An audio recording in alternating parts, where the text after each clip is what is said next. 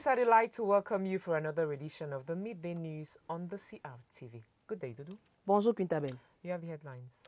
Madame, Monsieur, bonjour. Au sommaire de l'actualité, ce mercredi 25 mars 2020, mesures et restrictions contre le coronavirus au Cameroun, rigueur et sanctions seront de mise. Rappel du Premier ministre hier à Yaoundé, Joseph Dione Ngouté, présidait une réunion du comité interministériel d'évaluation du plan de riposte. Lendemain de l'an 35 du Rassemblement démocratique du peuple camerounais, un 24 mars 2020, sans manifestation du fait des mesures gouvernementales de prévention contre le Covid-19. Les acquis du RDPC en 35 ans dans le 12 heures. Et puis l'université de Tchang en mode cours et soutenance en ligne. L'initiative permettra aux apprenants de poursuivre leurs études. Vous le verrez dans cette édition. Voilà pour les titres, Madame, Monsieur. En ouverture, la sensibilisation contre le coronavirus touche le nord-ouest profond. C'est le cas de Djakiri dans le Bouille, où le sous-préfet effectuait une descente sur le terrain. Monoké Epoulé est allé rappeler aux populations la nécessité de respecter les 13 mesures gouvernementales. L'autorité administrative a par la même occasion activé le dispositif de veille sanitaire. Augustin Guizana, reportage. Alors qu'une campagne de sensibilisation et de recherche des facteurs des risques de propagation du Covid-19 est en cours, à l'entrée ouest de la région du nord-ouest, la région se dote des mesures draconiennes face à la pandémie qui frappe à sa porte avec 3 cas confirmés chez son voisin de l'ouest. Il s'est d'abord agi de fermer les frontières avec l'État voisin nigérien. Il s'est également agi de prendre des mesures dans le domaine des transports, dans les marchés, et notamment en ce qui concerne la circulation des populations pour prévenir l'entrée du virus dans notre région. À l'intérieur de la région, il est désormais interdit le regroupement de plus de 50 personnes. Et cela s'applique aux églises, au débit des boissons. Les cérémonies funèbres, les mariages, les sports collectifs sont découragés dans cet arrêté. Pour le gouverneur, le respect scrupuleux de ces mesures maintiendrait le nord-ouest à l'abri du Covid-19. Fermer les débits de boissons et autres activités à partir de 18 heures,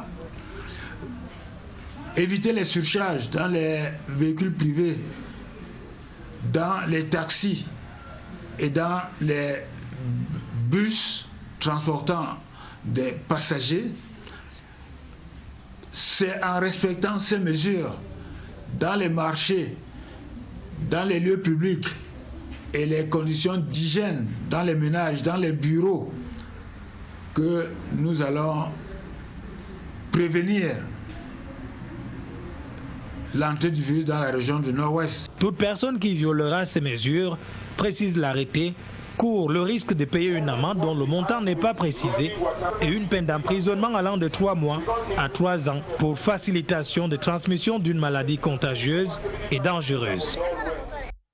The Ministry of Social Affairs has put in place mechanisms to reinforce government's measures to fight against the COVID-19 pandemic. The personnel are leaving no stone unturned to cater not only for themselves but also for vulnerable children. Gerald Nanji went investigating how the measures are being implemented on the field. His report. 3 categories of persons are under the microscope of the Ministry of Social Affairs pertaining to the fight against the COVID-19 pandemic. They are children at the orphanages, persons living with disabilities, and street children. We must have the hand sanitizers at the entrance to our offices. As you saw outside, we have a water container with sanitary soap for everybody to wash their hands before they get into our offices. Movement to these structures are restricted, except for special cases. That visits to these structures be really screened, except it is absolutely necessary. People don't just get into these structures at will. There is a telephone you have to call. You have to follow all the hygienic measures before you visit our centers. Inside the structure, be sure that and they cannot help somebody. The personnel will follow all this and will not expose our target vulnerable person. All being equal, the Ministry of Social Affairs is on the alert, and the safety of this class of persons from the hands of the COVID-19 scare is their personal business. The Minister of State Property, Surveys and Land Tenure, Henry Eyebe Ayisi, has handed over the sum of 10 million CFA francs to the 9 mayors of the Lekki Division and to the head of the health personnel of the Monatele District Hospital as part of his contribution to assist in the fight against the COVID-19 pandemic in the division. This was in a ceremony he chaired at the Monatele Touristic Center in the Lekki Division. Alison Bay has highlights of that ceremony. The 10 million CFA francs was officially handed over to 9 mayors and the chief medical officer of the Monatele District Hospital. A kind gesture of the Minister of State, Property and Land Tenure, Henry Eyebe Ayisi, an elite of the Lekki Division. The money will be used to purchase basic hygiene necessities that will be distributed to the natives through the One Washing Soap, One Door strategy to combat the spread of the COVID-19 disease. We had a meeting for sensitization. We are going to give them each chief traditional his carton of soap so that he can go and distribute to his population. The minister says he is assisting the government in the fight against the spread of the COVID-19 disease. We have launched a campaign so that soap and other hygienic items could be offered and to improve appropriation of the campaign that will be launched at the national level. We are convinced that through this financial support, they could help population at their level in the villages. And each of us is committed to give a contribution for the success of the campaign. The mayor of Monatele, His Majesty Mbasi Prosper, appreciated the efforts of the minister. Minister Henry Eyebe Ayisi used this opportunity to call on other allies to voluntarily chip in their own contributions in cash and kind to assist the natives. Some rice warehouses in the city of Douala have been shut down for the illegal extortion and increase of prices with the pretext that there is a shortage of the staple food nationwide. The closure of the warehouses on Monday was done by the littoral regional elements of the Brigade of Price Control and Repression of Frauds under the supervision of the Price Control Brigade Chief Hilaire Flavien Fuman. Details with Gloria Welcome-Nudze. The shutdowns all began at some rice warehouses at the Douala Seaport platform, with trucks being loaded to transport the commodity to retailers. But what is the wholesale price of a 50 kilograms bag of rice? The receipt shows that a bag of rice, which normally had to be sold at 18,000 francs, is sold at 20,000 francs. That is a surplus of 2,000 per bag. The wholesale price set by the Ministry of Trade for a bag of rice stands at 9,400 francs for 25 kilograms and 18,000 francs for a 50 kilograms bag. Reason for their shutdown. According to the Minister of Trade, if anyone increases a price of a commodity to extort people, we are obliged to shut it down. Reason why we sealed these warehouses. Similarly, other warehouses within the city have been going against the law, extorting customers. In offices, the prices inscribed on the products are what is demanded by law, but the reality at the warehouse is unimaginable. I bought a 25 kilograms bag of rice at 11,000 francs, but we are not informed on whether there are better prices than this, so they are well placed to inform us. The reason these rice dealers give to the customers for the skyrocketed prices is that the coronavirus has slowed down rice importation, causing scarcity nationwide. La menace est réelle dans les entreprises et grandes surfaces commerciales de la capitale et économique Douala. Des dispositions sont prises pour protéger personnel en service et clients du Covid-19. Mesures obligatoires pour tous. Alville Baangazi. Barrons la route au Covid-19, aidez-nous à vous aider. Des messages et d'autres qu'on peut lire sur les affiches dans les supermarchés et entreprises s'ils ne sont pas simplement répétés en boucle par haut-parleurs. Dès l'entrée, on passe sans exception au thermoflash, à la désinfection des mains, en respectant l'écart d'1 mètre entre les clients et pas plus de 50 personnes en même temps à travers les rayons. Pour dissuader les incrédules et récalcitrants, les éléments de la gendarmerie nationale veillent au grain. À quelques heures de la disponibilité des salaires, les responsables des banques rassurent quant aux mesures d'hygiène mises sur pied. La paie sera gérée avec un nombre limité, le flux il sera limité chaque fois dans les agences. Donc en fonction de la capacité d'accueil, on va prendre le moins de personnes possible et demander gentiment à ceux-là qui attendent d'attendre leur tour. C'est dans cet ordre que nous allons essayer de gérer un peu pour éviter le flux de personnes à la fois. Alors aussi au niveau des GAB, les dispositions sont prises. C'est-à-dire qu'on voyait plus la clientèle au niveau des GAB, mais alors en y mettant des produits désinfectants à ce niveau-là, qui sont retenus par les services de sécurité, pour pouvoir, comme ça, après le passage, faire le nettoyage. Au défaut de rester totalement confiné, il est plus que jamais recommandé le respect scrupuleux des mesures d'hygiène pour stopper la propagation du Covid-19 dans la capitale économique. 24 mars 2020, la Léké choisit de mettre un point d'honneur sur la mobilisation des moyens dans ce contexte de crise sanitaire. Un fonds spécial de solidarité citoyenne a été lancé par le ministre des Domaines, du Cadastre et des Affaires foncières, Henri Eyébé Aïssi. Une opération baptisée Un ménage, un savon avec une dotation de 10 millions de francs CFA. Agnès Solange Abosolo était à mon atelier. C'est un fonds ouvert destiné à la campagne de promotion des règles d'hygiène avec une première dotation de 10 millions de francs CFA. De l'argent liquide remis en main propre aux maires des 9 communes d'arrondissement du département de la Léké. Chaque chef traditionnel, il y en a à mon atelier au total 73, recevra du savon qui va aller distribuer à ces populations. La responsabilité de l'élite au sein des communes et des villages revêt toute son importance auprès de l'hôpital de district de Monatélé. Réhabiliter 2 salles qui vont permettre l'isolement des potentiels cas suspects. Au niveau de la formation sanitaire en particulier, nous allons procéder à la multiplication des points de lavage des mains. Nous étions déjà à 8. Nous souhaitons porter ces points de lavage des mains à 20. Le département de la Léké est résolument engagé dans la voie d'une action collective pour l'adoption des comportements responsables. Une réponse positive à l'appel du président de la République le 17 mars dernier. Et ce 24 mars, en lieu et place d'un rassemblement politique, une mobilisation dans le strict respect des règles de distanciation, 1 mètre par personne, et des consignes de précaution.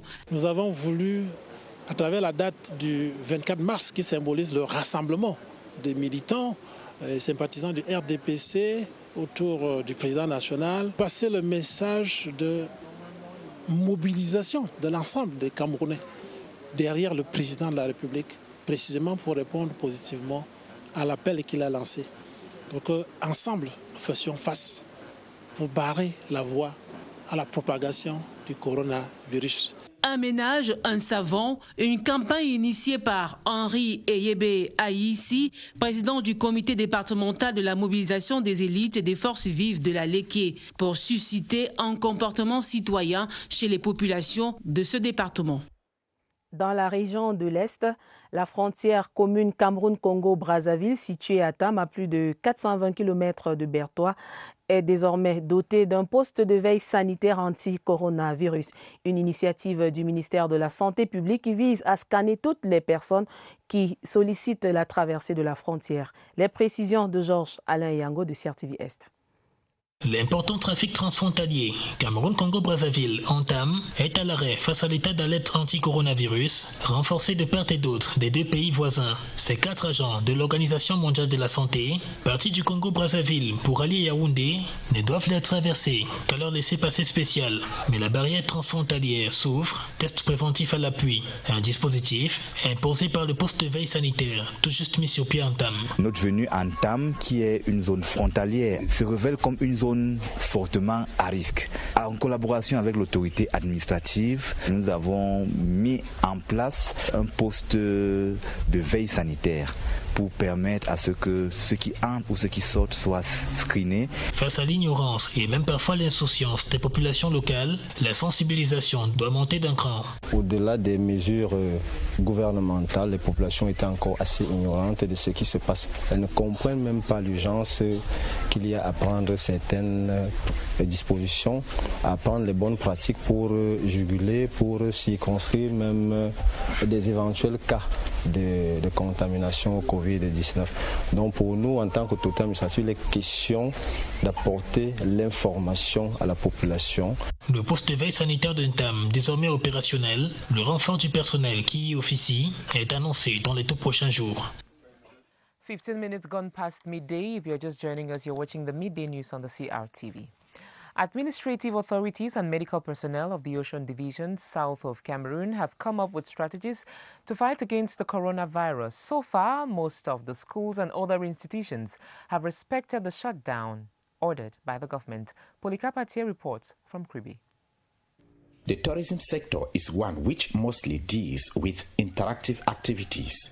Cognizant of this, the divisional delegate of tourism in the Ocean Division has organized educative talks with personnel of some hotels on the preventive methods of the coronavirus pandemic. Nous devons respecter les directives du gouvernement. We have to respect the decision of the government. It is the reason why we invited all the hotel managers in this meeting. The delegate of public health has explained the preventive method of the virus to them. The participants, aware of signs and symptoms of coronavirus like fever, tiredness, dry throat, runny nose, sore throat, nasal congestion, itches, pains, diarrhea, and a host of others are now prepared to follow preventive methods as the only cure of COVID-19. We will respect the recommendation of our government just to not contaminate other people who come on our hotel. Like to wash the hand and the reception and put the gun and the mask. Try to not have the contact with the customer who come in our hotel. Participants are expected to tackle the coronavirus crisis from two fronts: collective and individual preventive measures to ensure that the Ocean Division, like any other part of Cameroon, is COVID-19 free. Over in the North region, the forces of law and order have been multiplying patrols in crowd-pooling areas of the city of Garoua to make sure bar and restaurant owners lock down as from 6 p.m.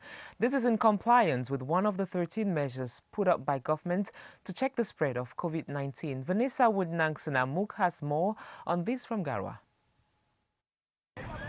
It still sounds like a nightmare for most bar and restaurant owners in Garoua, capital of the North region, to lock down at 6 p.m. because, according to them, they receive more customers at this time of the day. But because government is more preoccupied with the health of her citizens than the pleasure they derive from drinking and eating during evening gatherings, forces of law and other have been making sure that these relaxation corners are deserted as from 6 p.m. Despite some resistance, most holders of drinking sports are conforming to these decisions because to them prevention is better than cure. Besides bar owners, petty traders along the roadsides are equally sent parking as from 6 p.m. in Garoua, operations which forces of law and other have vowed to multiply so as to make sure that this preventive measure against COVID-19 is respected. Officials of the Adamawa Regional Delegation of Public Health have set up a team charged with sensitizing the public on the COVID-19 virus and ensuring that necessary measures are respected to deal with the disease. The team, headed by the Regional Delegate for Public Health, started work on Monday by visiting hospitals, business centers and mosques in Gaoundiri. Ellis Wajibanmia tells us more. c'est la vie des Camerounais que vous mettez en danger. On vous dit que c'est pas le bon produit, cherchez le bon produit, vous vendez quand même là-dedans, non? Adamawa Regional Delegate for Public Health, Dr. Yao Zachary Alaji, expresses total discontent in front of a supermarket in Gaoundéré after discovering that visitors are being served water to clean their hands instead of what ought to be a hydroalcoholic solution to prevent the spread of COVID-19 virus. After ordering the withdrawal of the fake solution, the delegate notes that this incident is a reflection of how ignorant and irresponsible some inhabitants are towards the coronavirus. Our own ambition is that to sensibilize them, to give them the pedagogic knowledge about it. So we started today in regional delegate. We have 4 teams. We are going to the various areas of the town. The medical team equally visited different hospitals, travel agents. Our region. Till date, no case of the virus has been declared in the Adamawa region, and health officials want this record to remain stainless. Après l'Adamawa, mobilisation des chefs traditionnels dans l'Union Nkele contre le Covid-19. Cérémonie traditionnelle hier avec en toile de fond l'appel au soutien des ancêtres et du bon Dieu dans la lutte contre le coronavirus au Cameroun. Michel Renaud-Ranja pour les détails. La pandémie du coronavirus que traverse le monde n'épargne pas le Cameroun. Face à la crise sanitaire, les Mbombo, gardiens de la tradition dans l'Union Nkele, n'ont pas voulu rester indifférents face à la situation. Le pays entier, aussi bien le gouvernement que les populations, le corps médical, tout le monde doit lutter contre le coronavirus. Et j'ai estimé que dans la tradition, nous avons aussi des rites qu'il faut poser pour barrer la route à cette pandémie.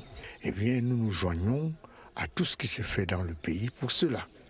Réunis en Comtem, dans l'arrondissement de Matom, les Mbombok, à travers une cérémonie traditionnelle d'1 heure, ont intercédé et demandé aux très hauts, ainsi qu'aux ancêtres, de barrer la route à la propagation du Covid-19. Nous avons donc allumé ce feu. Sûr que ça va aller, nous faisons ce que nous savons.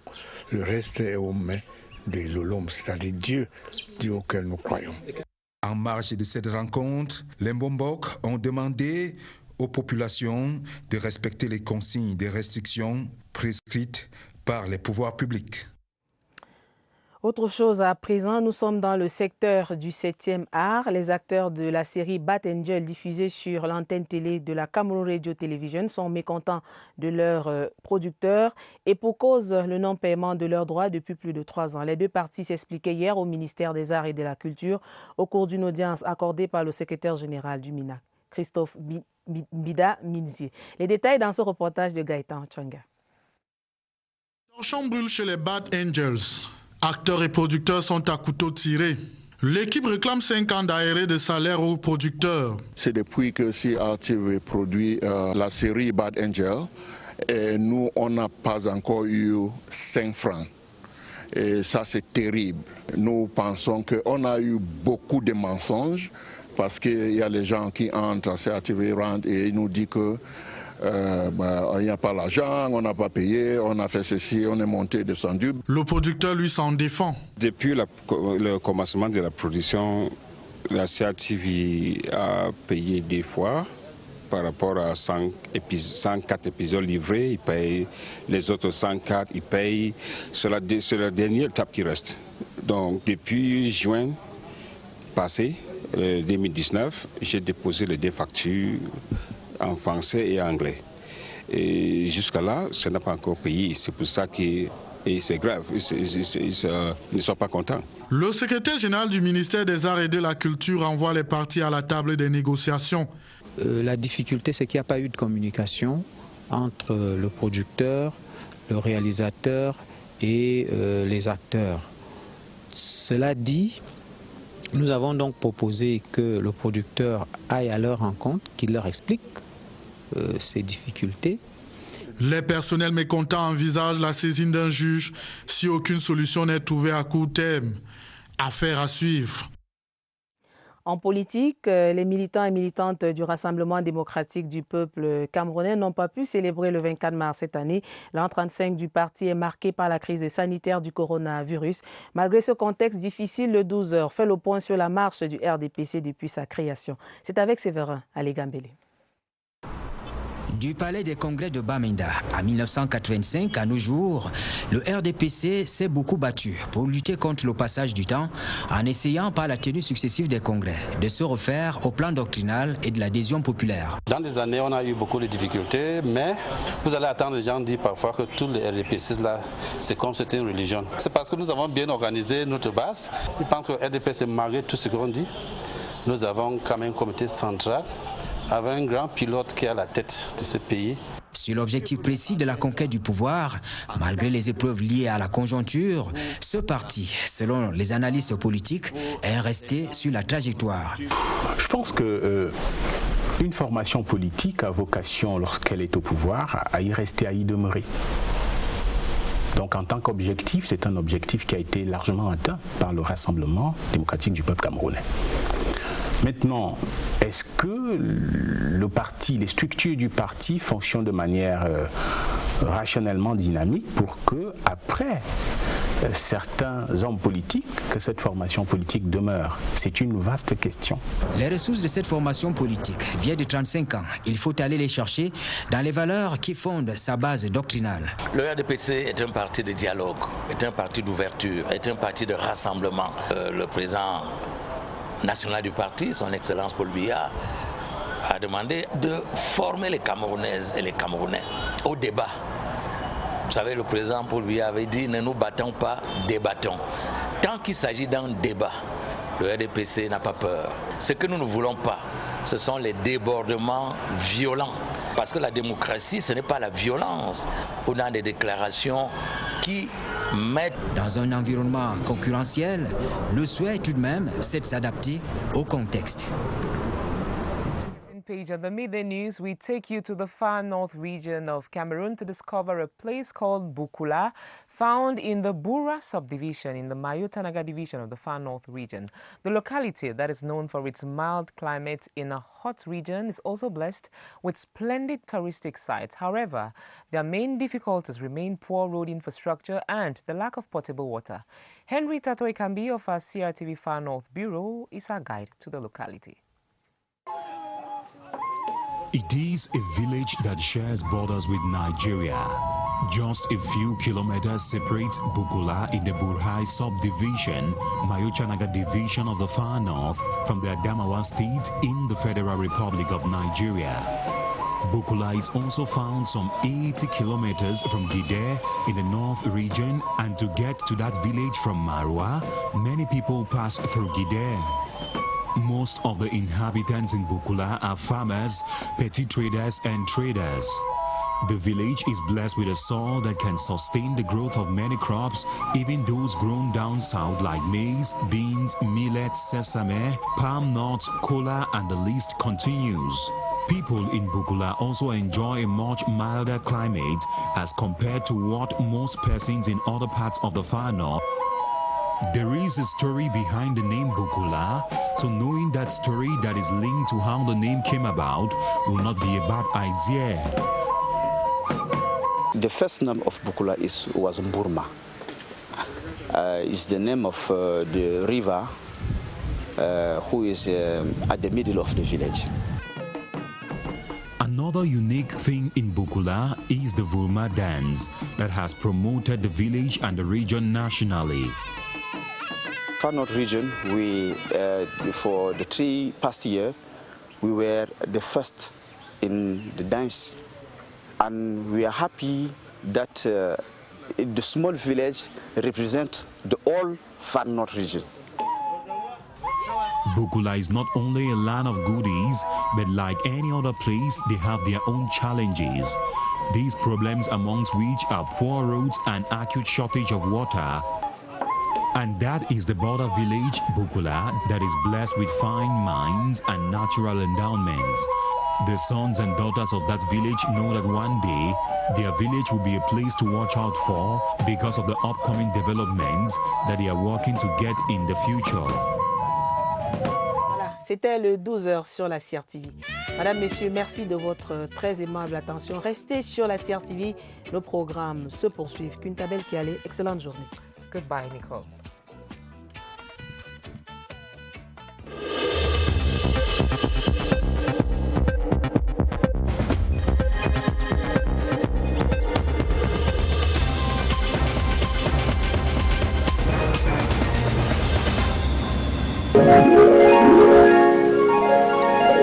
CRTV News, ici, toute l'info.